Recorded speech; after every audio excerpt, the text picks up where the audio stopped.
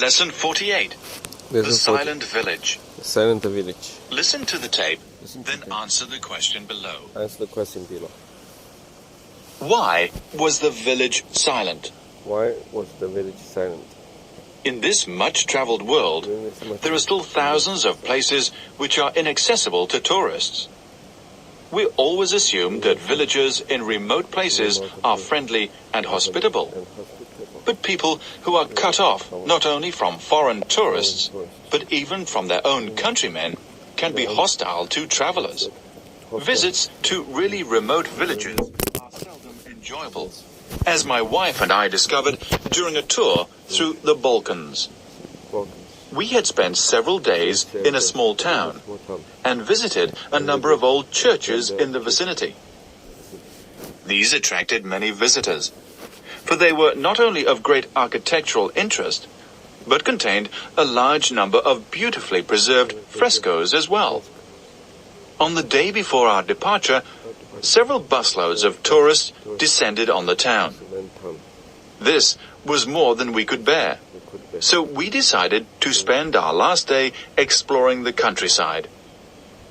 Taking a path which led out of the town, we crossed a few fields until we came to a dense wood.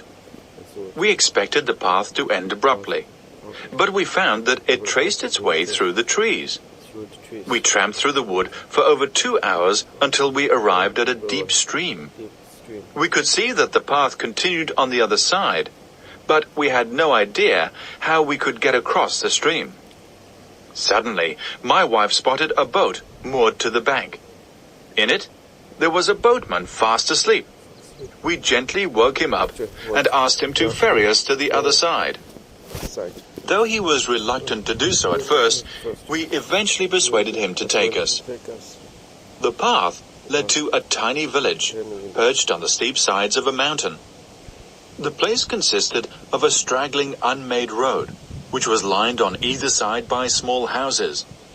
Even under a clear blue sky, the village looked forbidding, as all the houses were built of grey mud bricks. The village seemed deserted, the only sign of life being an ugly-looking black goat on a short length of rope tied to a tree in a field nearby. Sitting down on a dilapidated wooden fence near the field, we opened a couple of tins of sardines and had a picnic lunch. All at once, I noticed that my wife seemed to be filled with alarm. Looking up, I saw that we were surrounded by children in rags, who were looking at us silently as we ate.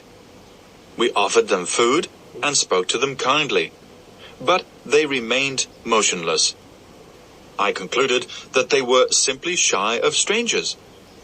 When we later walked down the main street of the village, we were followed by a silent procession of children. The village, which had seemed deserted, immediately came to life. Faces appeared at windows. Men in shirt sleeves stood outside their houses and glared at us. Old women in black shawls peered at us from doorways. The most frightening thing of all was that not a sound could be heard. There was no doubt that we were unwelcome visitors. We needed no further warning. Turning back down the main street, we quickened our pace and made our way rapidly towards the stream, where we hoped the boatman was waiting.